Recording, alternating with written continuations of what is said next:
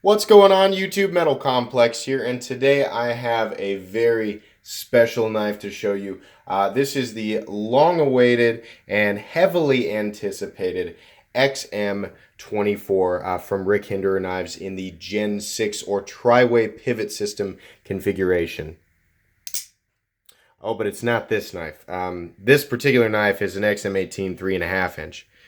This is the Hinderer XM24.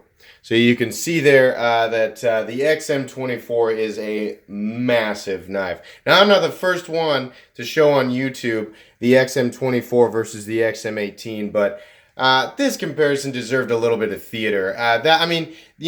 It's kind of crazy to me that the XM24 now exists on bearings. And not just bearings, but with a pivot system that allows for interchangeable pivots. And also this knife is in 20 CV and has a lock bar insert. It's amazing to me that this exists in this configuration. It's just absolutely amazing. I have a lot to say about the XM24. And first, before we start talking, we're going to get that little speck off of the blade because that will bother me for the entirety of the video. Anyways, I have a lot to say about the XM24. First, I want to thank David for purchasing this knife and allowing me to review it on the channel. On the unboxing, you saw David and I open her up, and I said that they had actually been made available early last week.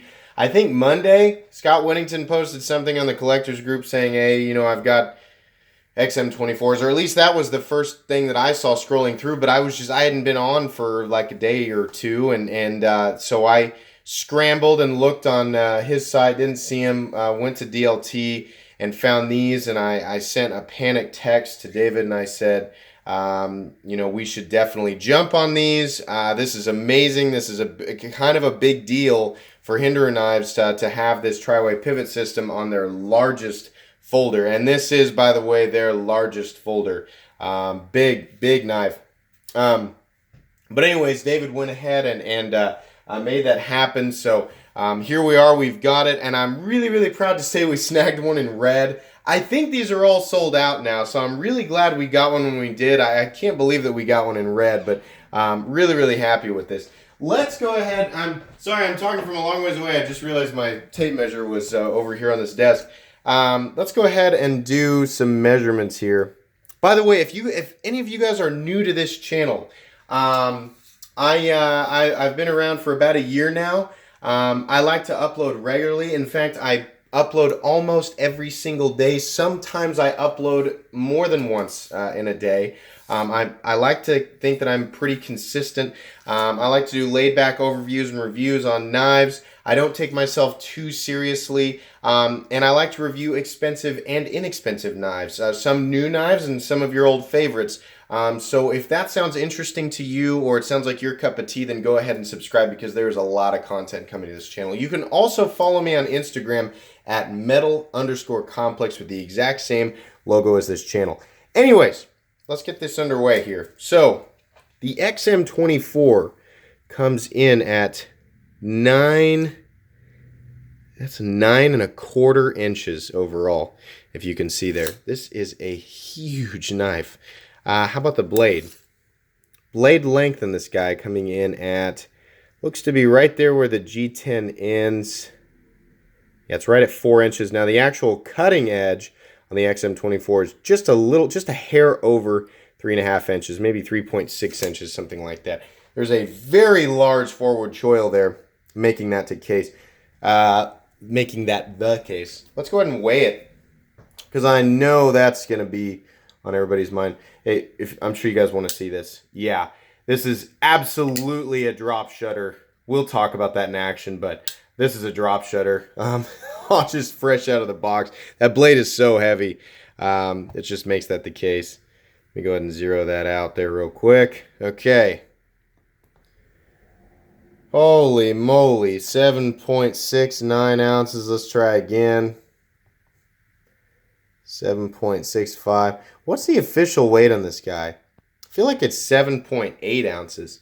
My scale is measuring it somewhere around 7.65, 7.7, but it's wanting to hover there for a second on 7.8. I'm wondering if I'm just getting, no, it's adamant that it is 7.65 ounces. So this is a heavy knife. This is a large knife that should not come to any surprise to anybody. And you guys know, you guys that have been a part of my channel for a while, you know that I'm a massive Hinderer fanboy, and I know there are plenty of you out there who will take one look at this and go, it's too big and it's way too expensive. I know, believe me, I know, and I'm not going to judge you for thinking that. Also, I want to, disclose this, because I am such a massive Hinderer fan. If there's one brand that I have a bias towards, it's probably Hinderer knives. And here lately, they've been getting a lot of praise for their tri-way pivot system. A lot of people are starting to turn, people that were critics in the past, like Nick Shabazz, are starting to turn and realize, hey, these things are evolving, and they've got, excellent fit and finish. And now that they've got the tri-way, are offering 20 CV, a lot of people like them. The XM24 is still kind of in the realm of ridiculous, and it is very expensive at $595 or $600. I am fully aware that nobody's going to EDC this knife, so you trust me, you don't have to remind me. It's not going to stop me from saying a whole bunch of really nice things about the knife. So just to let you know, there is a bias here, and I'm going to be very positive to a knife that is kind of outside of the realm of normal for everyday carry. Let's do some size comparisons, because we're 6.5 minutes in here, and I have not stopped talking. So, well, I mean, obviously you guys don't want me to stop talking. That'd be awkward. Let's compare it with the Microtech SOCOM Elite. So the SOCOM Elite is a huge knife. It's a huge knife, but I think you guys are going to agree with me. It's kind of dwarfed here by the XM24. Moving down to the Ontario Rat Model 1, which is also a large knife at 8.6 inches. Again, completely dwarfed by the XM24. Spyderco Paramilitary 2 coming in at 8.3 inches. Not particularly a little knife, more, kind of just a medium-large knife, in my book anyway, or at least for the ones that are on the table. How about the Inkosi, Chris Reeve Inkosi, coming in at about 8.4 inches, also a large knife, completely dwarfed there. You saw it a second ago. We'll go ahead and do it again. The Hinderer XM18. So the XM18 3.5 is the medium-sized one. There's the 4-inch model, the 3.5-inch model, and the 3-inch model. So you're seeing here the medium model and the large model. You can see what kind of jump you're looking at there between the Hinderer XM18 and the 24. We'll do some more size comparisons dimensionally here in a sec. Let's move on to the Benchmade Griptilian. Benchmade Griptilian coming in at 8 inches. Again, dwarfed. And I don't even know why. I don't know why we would need this size comparison. We're going to do it. XM24 versus the Spyderco Delica. Spyderco Delica, very small compared to the 24. Just to get it out of the way, let's go ahead and do the paper cut test, because I always do it. And again, the paper cut test is not a definitive cutting test. It's basically just me cutting paper with a knife. Obviously, this knife and its performance is going to vary greatly from person to person, depending on what you're cutting. The thickness of the material. This is a very thick blade, so me cutting paper with it is not proving a whole lot. Really, I'm just going to describe the resistance on the edge versus the Paramilitary 2, because the Paramilitary 2 is kind of a universal standard for sliciness. So keep that in mind. It's not meant to prove anything else. We'll do the first pass here with the Spyderco PM2.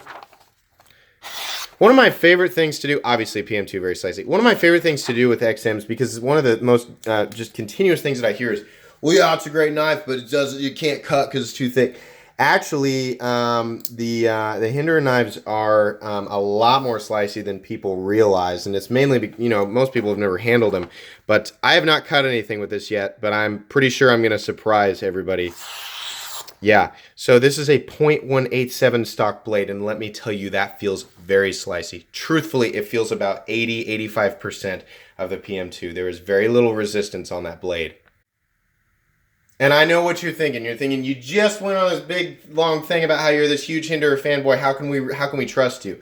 I I guess you can't really. I'll do a couple more passes here, but these are sharpened. These are ground and sharpened very well. And keep in mind, this is again 0.187 stock, and this is their thickest grind, the Spanto grind. The way that these are ground at the final cutting edge is amazing. Truthfully, it is amazing. These are awesome. You know, if you're cutting like thick rubber or wood, or, you know, obviously the thickness of the blade is going to create some drag. But if you're wondering whether or not a knife like this can cut, yes, absolutely it can. I hear that all too often, and I have to assume, you know, maybe it was different with Gen 3s, you know. I'm sure they have really upped their game, you know, in terms of sharpening or getting that final edge exactly the way that Rick had envisioned it. Yeah, these new versions absolutely slice like machines. They are very sharp. So hopefully that clears some things up for some people. I'm sure we'll still have some skeptics. That's totally fine. It doesn't really matter anyway. It's not, like I said, it's not a definitive cutting test. So just like the XM18 3.5-inch Gen 6, the XM24 comes with the typical box. It comes with, these are all coming with Hinderer stickers now. I can't tell you how many of these I have. It comes with the assembly card, and it also comes with all of the hardware you would need to switch out the pivot. If you want, you can, of course, put nylon in or phosphor bronze or bearings. They do come with bearings pre-installed, which is the way that this will likely be kept. Now, I'm going to try to pry this out of David's hands because I really want it, but I have a feeling, David, I know you're watching, I have a feeling David's going to want to keep this one. I don't know that I have anything to trade him that he really would want in exchange for this one. First thing he said was, I love the weight. David likes heft. He likes heavier knives. He likes larger knives. And he does not conform to the social norms for, or the standard parameters for EDC weight and size. David does his own thing. So this is likely going to be a knife that he keeps. I just realized I did not show the baggie. They do, of course, still come in baggies. Not that anyone cares at this point, but I would love to pry this out of his hands. I don't think I'm going to be able to. Let's go over the anatomy of the knife. So there's going to be more blade shapes, as there always are with Hinderer knives. Let me wipe the rest of the paper off of here. And there will also be more finishes. The first run, it seems like a lot of times the first run of a Hinderer knife when they change generations is a Spanto. So this is his classic Spanto grind with a nice classic stonewash finish that is a little different than what we were seeing in Gen 4. So this is not, you know, I keep calling this Gen 6, but I'm going to be careful about how I title the video. Technically, I think this is the third generation of XM24. It's either the third or fourth generation of the 24. I call it Gen 6 because I associate the tri-way pivot system with Gen 6 because Hinderer's flagship model is the XM18 and it's on its sixth generation. But the XM24, I believe, is only on its third generation. So I'll probably see a whole bunch of comments in the comment section now that I'm like 13, 14 minutes into the video and just realizing that I'm saying it that way. So just to clarify, I think this is only Gen 3 or 4 of the XM24. But anyways, we're going to have obviously different blade shapes and different finishes in the future. This particular one, Spanto, with a stonewash, slightly different than what we saw in previous generations of this knife and other Hinderer knives. You do, of course, still have the thumb studs that are now a little bit more flat on top. I think I pointed that out in another video. They were rounded when I was, you know, on specifically on Gen 4 XM18 3.5 inches. I pointed out they were more rounded. They're flat, more like the Gen 3 XM18 3.5 inch or Gen 2 XM24. You have the same pivot that we've always had, nice red G10 scale that was not, if I'm not mistaken, I don't think red G10 was available on previous XM24 models, and it was a lot harder to find than it is now on 3.5 inch models and 3 inch models. Same XM24 unique handle hardware there, oversized barrel spacers that are bigger and different than you would see on the Hinderer XM18. Now that we're over to this side, I'll point out here, you can see that the titanium is thicker on the XM24s, and I mean, at least it looks that way. Is it actually thicker? It looks to be thicker. I feel like the titanium's 0.165 on the 24. Yeah, it does look to be thicker. And then you have larger standoffs there. You can also see that the stop pin is actually in a different place still. The XM18 3.5-inch stop pin is up here.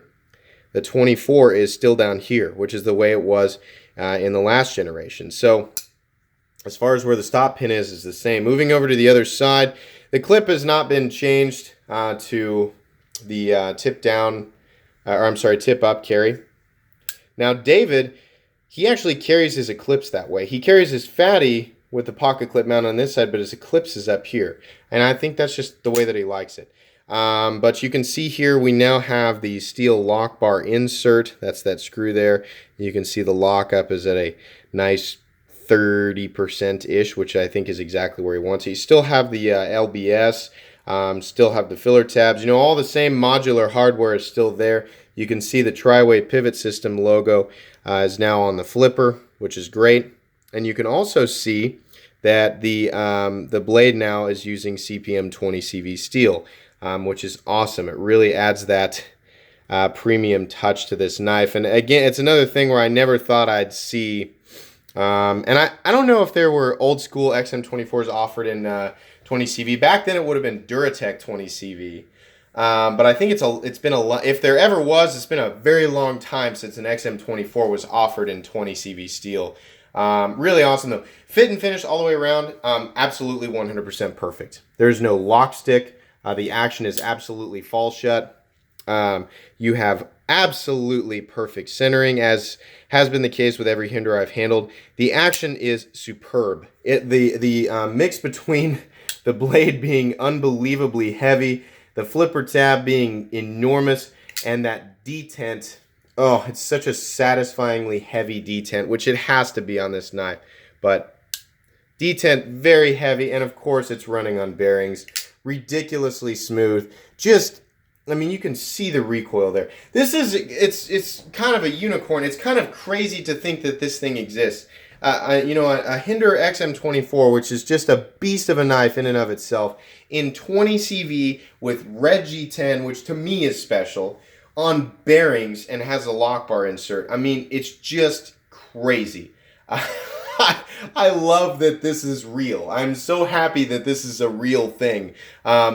It's hard for me to want or to just for something that I'm holding, a knife that I'm holding, to bring me so much joy. It's hard to imagine that I could feel this kind of joy with this in hand, even though I've handled them before. I've owned two XM24s myself, my first one being a Skinner in orange, because that was literally the only thing that was available at the time. When I decided I wanted an XM24, that was the only thing that I could find. And I decided almost immediately that I did not like the Skinner blade and that I was going to get something else. And then my second XM24 was actually a Spanto. It's just the regular non-insert black G10 with the Spanto blade. And I love that, and I carried it. I forced myself to EDC it and tried to justify it. It was way too big, way too heavy, but man, that thing was awesome, and I regret selling it a while back. So this is now my third XM24 that I've handled. Though, like I said, this isn't mine, not yet anyway. I'm going to try to make that the case, even if I have to buy it from him.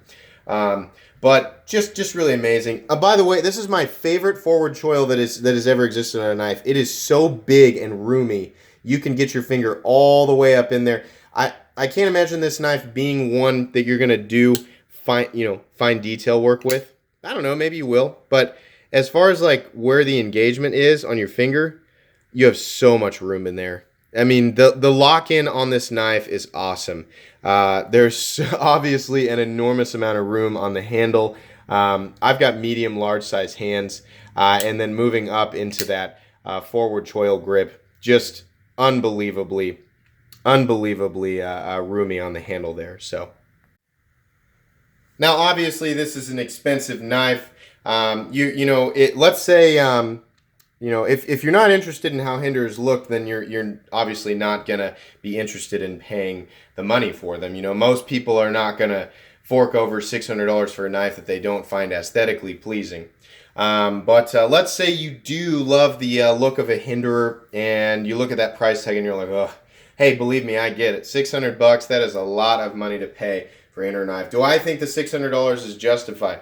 Listen, if you're into Hinderer knives and you have owned one or multiple Hinderer XM18 3.5 inch or 3-inch knives, then I think you're going to be thoroughly impressed with the XM24, and you'll feel like it's money well spent. If you have never owned a Hinderer before and you're thinking about jumping in with the XM24, I don't know. I mean, I honestly would try an XM18 3.5 inch or 3-inch first and decide if Hinderers are right for you. The XM24 is a lot of knife, and it's big and heavy. You know, I mean, if you're one of those people who equates heft to cost combined with excellent fit and finish, then yeah, you'll be impressed. But not everybody likes that. A lot of people, if they went for this with their first Hinderer, their first reaction is going to be, oh my gosh, this thing is way too big. There's no way I could carry this. And keep in mind, the XM24 is definitely not a good EDC knife. The XM18 3.5 inch is barely justifiable as an EDC knife. I would say the 3-inchers or the half tracks make way better EDC knives. But on top of that, again, this is a $600 knife. That's just simply going to be out of the question. You do get $600 range fit and finish, function, action. All of that is there. Materials, of course, 20 CV being a top-notch steel, titanium, all that stuff. That's there, but in terms of like performance, I mean, there's a point of diminishing returns on performance. This is a very tough blade. It's a very hard-use blade. But what everybody wants out of their knife, you know, I know, again, cold steel triad lock guys are just chomping at the bit to remind me that the triad lock is the most hardcore lock in the world. There's a lot of things to consider, you know, that equate to the total cost on a knife.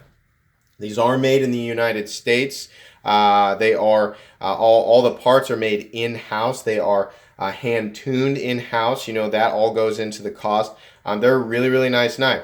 Ultimately, in the end, as is with everything, whether you're buying a $25 knife or a $2,500 knife, the end question is, you know, is it worth it? I can tell you that, you know, everything that you should expect from an expensive knife exists on this knife. Centering, the lockup is solid. Fit and finish is excellent. Functionality is fantastic. Materials are top-notch. It is made in the United States. That's all there. So whether or not you can justify pulling that trigger, that $600 trigger, that is 100% up to you. Hinderer fans, yeah. If you're a Hinderer fan, yeah, you will not be let down by the XM24. Newcomers, start with one of the smaller models, decide whether or not it's for you. They do pretty well. The Gen 6s do pretty well in the secondary market. So, you know, if it ends up not being for you, you generally can get a lot of your money back as long as you don't beat the crud out of the knife in the process. So, anyways, trying to think if there's anything else that I should bring up here about the XM24. Not really. You know, I can't really think about a whole lot. Obviously, you know, we can expect to see many, many, many aftermarket modular parts. You know, any of the pocket clips, 3-inch, 3.5 inch, 4-inch, they're all the same pocket clip. Same with the filler tab. It does have specific standoffs, but you can get fatty standoffs that'll fit with this. 24 screws and fatty screws are also the same, which are available. Pivots out there are, of course, available. I think the pivots are actually all the same. Maybe I'm mistaken there. Not sure. But we will see different blade grinds, different blade finishes. I think they're all going to be 20 CV, at least standard production models will. Maybe some special editions. Maybe we'll see some 3V. That'd be awesome. But yeah, you know, we're going to see that. I don't know if we're going to see non-flippers, but we're definitely going to see more XM24 stuff down the road. Really excited about this. I mean, unbelievably excited about this. I'm so happy that this exists. So happy to see Rick Hinderer knives evolving and ever growing and just putting out new stuff all the time. It is a great time to be a Hinderer fan, guys. My absolute favorite brand, and they have been for a long time. Just watching them explode, you know, taking criticisms of the knife world. And going, okay, you know what? You guys don't like that? That's fine. We'll change it and make it something that everybody can enjoy. And I know that, you know, I know that there are always going to be people out there who just can't justify the price or who don't like the look. And that's absolutely 100% fine. This is just my opinion, on Hinderer knives. But man, it makes me so proud to be a Hinderer fan. Watching all these amazing new things come out from Hinderer knives, new spins on old models, brand new models, and the new models are getting heavily praised. I mean, that's awesome. So really, really, really happy about that. One thing, if I have one gripe, and it's just my own personal thing, I love textured titanium scales. I love them. I want to, if this was mine, if I can pry this out of David's hands, I want a textured titanium stonewash scale for this XM24. And guess what? Those things are rare, if not basically non-existent. So on the very, very small chance that Rick Hinderer or anyone in his company or employed by him watches this video, please make some XM24 titanium scales, please. I know you guys will probably mill out the inside of the scales. Me being somebody who prefers heft, I would love to see some solid ones. But you know what? If you guys do a run of titanium scales and you mill them out, I'm fine with that. I just really want to see some titanium scales for the XM24. Absolutely. So anyways, guys, that is pretty much going to be it for this video. If you enjoyed this video, please leave a like. If you'd like to check out my other content, I do, of course, have lots of videos of knives that are either expensive or inexpensive that I do or don't like. So please check those out. And if you enjoy all my content, then please subscribe to my channel because there is definitely more coming. Thanks again for watching, everybody, and have a great day.